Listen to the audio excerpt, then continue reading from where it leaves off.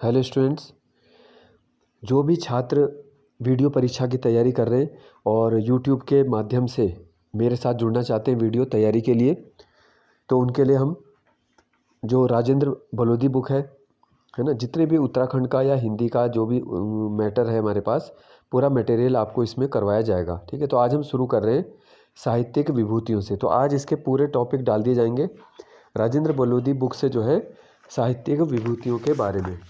अगर आपके पास ये बुक नहीं है तो आपकी भी ये वाली बुक में यहाँ से कवर करवा दूंगा। जो भी महत्वपूर्ण प्रश्न है सब यूट्यूब में करवाएंगे। ठीक है, तो जैसे मौला राम से ये स्टार्ट होता है। ठीक है, मौला राम के बाद गुमानी पंथ है, पीताम्बर बर्थवाल, इलाचंद जोशी, सुमित्रा नंदन पंत। यहाँ तक 5 हम आज करेंगे अभी इस वीडियो में। इसके बाद एक और आज डलेगी, उसमें शिव प्रसाद डबराल, चंद्र कुमार बर्थवाल, गौरा पंत सिवानी, शैलेश मटियानी।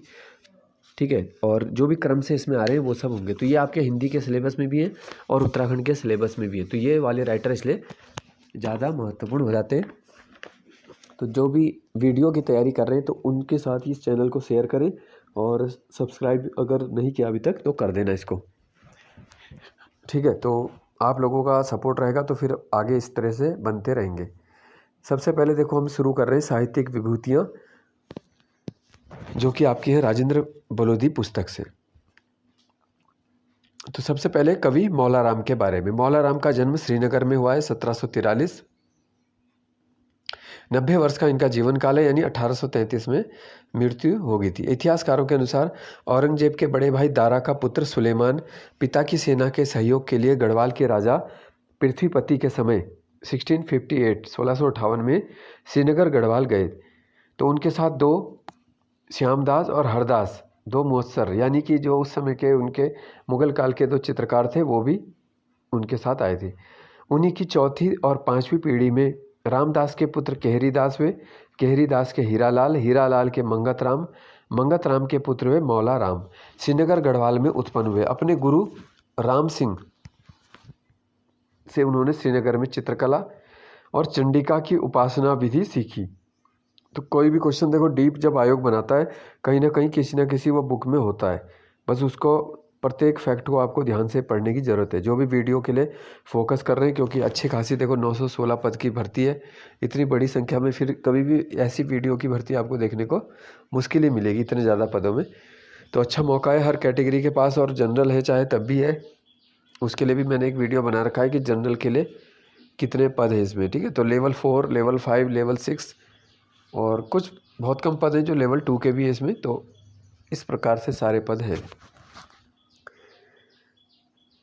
ठीक है, तो इसके बाद देख लेते हैं क्या प्रश्न जैसे बन सकते हैं। उनके गुरु का नाम हो गया राम सिंह। उनका जन्म याद रखना है, मौला राम का 1743। मौला राम, ठीक है। और जो प्राचीन इतिहास से जो जोड़ा जा रहा है, तो सुलेमान सिखो अब जब आए थे अपने साथ श्यामदास और हरदास 2 दरबारी चित्रकारों को लेकर आए थे। ठीक है, श्रीनगर में इन्होंने चित्रणशाला पूछेंगे। मौला राम चित्रणशाला कहाँ है, तो श्रीनगर है। उसी में वे कला साधना में रत रहे। चित्रकार और कवि के अतिरिक्त अच्छे दार्शनिक, राजनीतिक कला में प्रवीण थे। मौला राम हिंदी, फारसी, संस्कृत के विद्वान थे। उनकी रचनाएं 3 भाषा में मिलती है। वे कविताएं जो उन्होंने बनाए चित्रों पर लिखी हैं।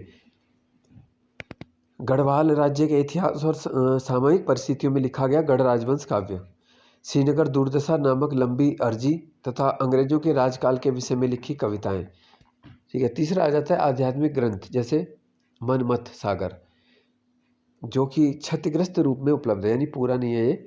अनुदीत अभिज्ञान शाकुंतलम का हिंदी अनुवाद, ऋतु वर्णन। मौला राम ने अपनी रचनाओं के लिए ब्रज भाषा का प्रयोग किया है। गढ़ राजवंश ब्रज भाषा की श्रेष्ठ रचना है। तो ये आपको यहाँ से फैक्ट याद रखना है। गढ़ राजवंश की रचना ब्रज भाषा में मौला राम के द्वारा की गई है। अब देख लेते हैं गुमानी पंथ। कुमाऊँ के देखो पहले कवि, आदि कवि इनको कहा जाता है। इन्हें लोक रत्न पंथ के नाम रूप में ये प्रसिद्ध है। गुमानी पंथ के पूर्वज चंद वंशीय राजाओं के राज्य वैद्य थे। गुमानी का जन्म 27 फरवरी 1790 काशीपुर में हुआ। राजकवि के रूप में गुमानी जी तत्कालिक अनेक राजाओं द्वारा सम्मानित हुए। ठीक है, तो यहाँ पे कौन से प्रश्न पूछे जाने वाले हैं वो भी मैं बीच बीच में बताऊंगा कि क्या प्रश्न बन सकता है। टिहरी नरेश सुदर्शन शाह की सभा में वह मूरख कवि के रूप में रहे। ठीक है, तो ये पूछा जा सकता है। देखो कौन से जो कुमाऊनी कवि थे सुदर्शन शाह की सभा में थे, तो ये थे लोकरत्न पंत। गुमानी जी अपने शिल्प, वैचित्र्य, प्रत्युत्त उत्पन्न मतित्व के लिए प्रसिद्ध थे, जो शीघ्र जवाब दे दे उसी समय सोच के। गुमानी पंत की अगर लिखित रचनाएं उपलब्ध हैं: राम महिमा, गंगा शतक, कृष्णाष्टक, चित्र पद्यावली, रामाष्टक, ज्ञान भैषज्य मंजरी, शतोपदेश, नीति शतक, ये इंपॉर्टेंट है। अब देख लेते हैं सुमित्रानंदन पंत जी, जो छायावाद के 4 स्तंभों में से एक माने जाते हैं और सिलेबस में भी देखो इनको महत्वपूर्ण स्थान है। पंत जी का जन्म 20 मई 1900 को कौसानी अल्मोड़ा में हुआ है। इनकी जो प्रमुख छायावादी काव्य हैं: वीणा, ग्रंथि, पल्लव, गुंजन, ज्योत्सना।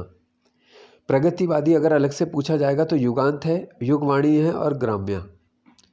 फिर है नवचेतनवादी काव्य। अगर इस तरह से क्वेश्चन बनता है कि पंत जी का नवचेतनवादी काव्य कौन सा है, कौन सा नहीं है, तो ये सारे स्वर्ग किरण, स्वर्णधूलि, उत्तरा, अतिमा, वाणी, कला और बूढ़ा चांद, जिसके लिए उन्हें साहित्य अकादमी मिला है 1960 का।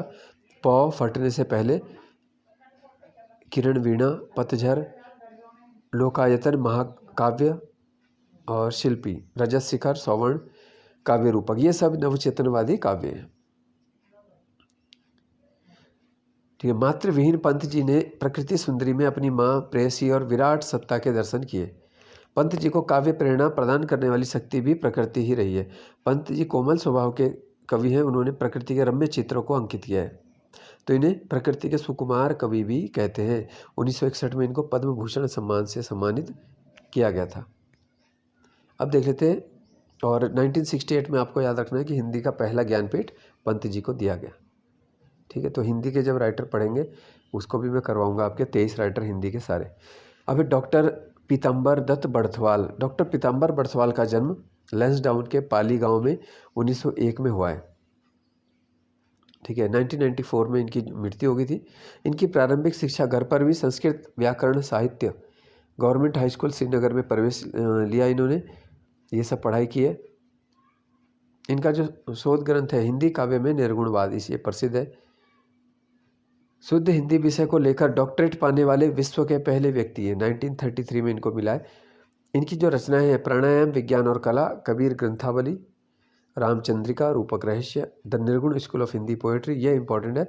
और गोरखवाणी भी है इनका, और गोस्वामी तुलसीदास।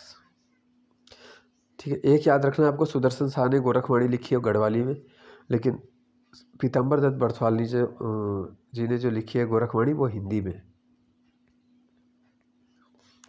और आज के लास्ट राइटर हैं हमारे 5वें, इलाचंद जोशी।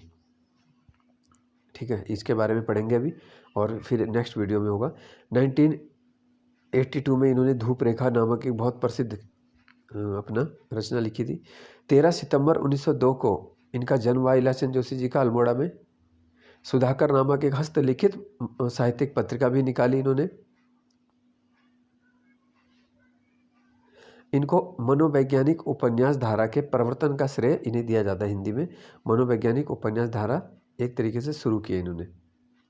इलाचंद जोशी के उपन्यास मनोवैज्ञानिक का मनोविश्लेषण करते हैं। जहाज का पंछी, प्रेम और छाया, सन्यासी, भूतों की बारात, लज्जा, घृणामयी, ये सब इनके प्रसिद्ध रचनाएं हैं। विजनवती इनका एकमात्र कविता संग्रह, ये भी याद रखना है। इसके अलावा खंडर की आत्माएं, महापुरुष की प्रेम कथाएं, आहुति, घृणामयी, सन्यासी, जहाज का पंछी और मुक्ति पथ। ठीक है, तो ये तो हो गए देखो आपके राजेंद्र बलोदी पुस्तक से 5 साहित्यिक व्यक्तित्व।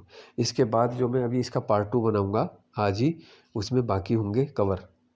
ठीक है ना, तो जो आप सब जो है इनको, जो भी फैक्ट आपको ऐसा लगता है आपको नहीं मालूम तो उसको नोट कर सकते हो, और मुझे कमेंट में भी बता सकते हो कि और किस टॉपिक पे वीडियो चाहते हो।